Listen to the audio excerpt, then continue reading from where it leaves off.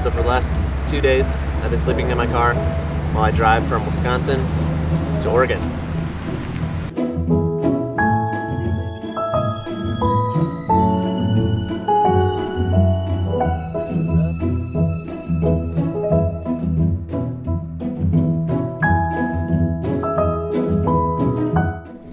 So the back door and passenger window are rolled up into the corners of this towel right here, to give myself all the privacy that is necessary, really.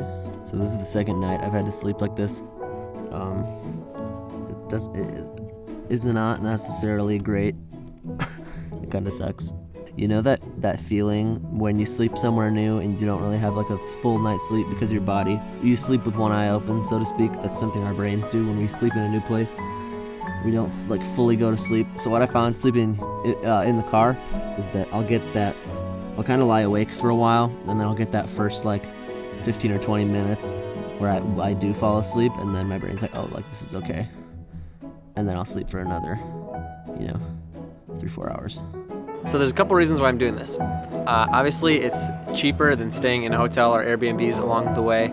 It kind of also gives me more freedom to stop when I want to and when I need to, rather than having to get to a certain place at a certain time for a certain period of time. So it's just a little more flexible as well. I've also budgeted out the next couple months pretty strictly because my summer job doesn't pay as much as I'm used to. Another thing I'm excited to learn about myself is how I handle life on the road.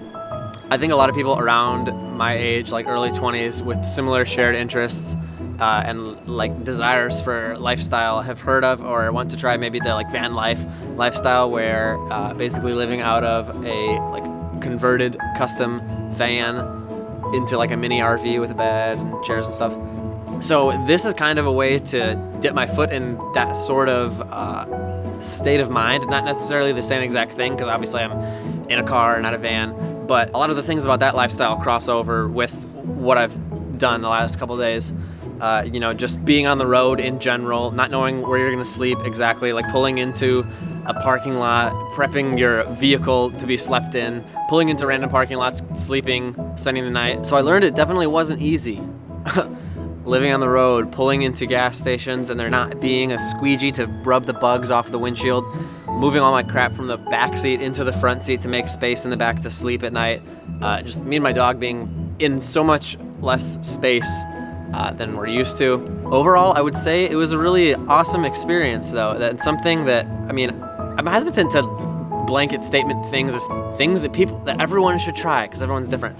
But if you're interested in travel, interested potentially in something like the van life or living in an RV or just being a glorified homeless and proud type person, you should try it. It was cool. So I left Madison, Wisconsin around 2 p.m. on a Tuesday. I drove 464 miles through Minnesota, most of Minnesota, the first night. I slept in Otter Tail County. Wednesday, I woke up bright and early, whenever I wanted to. It was kind of cool. I'm not really in a hurry to make this journey, so I got as much sleep as I could and I wanted.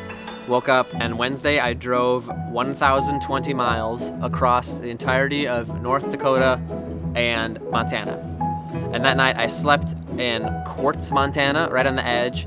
And the next day I woke up, drove 750 miles to the Oregon coast, where I now am, if you couldn't tell. So I decided pretty early on that in order to make this as enjoyable as possible, I would need to really not think about the fact that my destination was so far away the whole time. The total journey that I drove was about 2,250 miles. So with days of driving ahead of me, I knew it would be pretty easy to slip into the mindset that this is gonna take forever and this is gonna suck and I'm gonna be so far away from getting there the whole time. So I was trying my best not to think about that. I had to just think about how I was gonna be sitting in this seat looking at the road for a long time. And So how can one possibly enjoy this? What are the ways? Instead of like thinking of all of the to-do lists and stuff in my life and all of the things that could possibly stress me out, other than being completely immersed in the present moment and thinking only like, this is all I have to do. Sit in this chair, listen to music, listen to podcasts, pet my dog, stop driving the car when I have to pee. Just like you're a thing that drives a car now, for now. And eventually, when it's done, I'll be here at my destination, at my family's house, in incredible nature, with my second favorite dog in the world, and all my food is free, just eventually. If you sit in this chair and drive for long enough and don't die in this vehicle. When I thought about it that way and tried to keep the present moment at the forefront of my mind, it made the drive a lot easier. It made it honestly enjoyable. Like, a lot of people ask me, do you think you're just gonna black out the last couple days from your memory?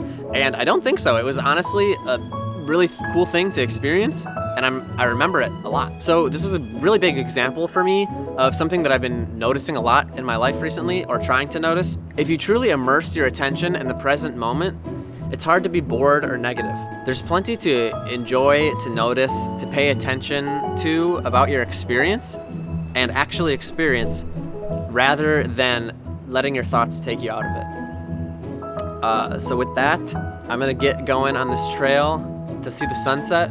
I think the fog is clearing up finally. Look forward to more content from this channel. I don't have a job or a house. It's a weird thing to say, to think about, but my time has freed up a lot to be able to make videos. So expect more videos from more beautiful places like this, talking about my life, how I am striving to thrive, immersing myself in the moment, chasing the dream, and making it happen. Thanks for following, guys. Thanks for watching this video. I appreciate ya. Subscribe. Check out the last couple videos if you haven't seen them, and I'll catch you in the next one. Peace, guys.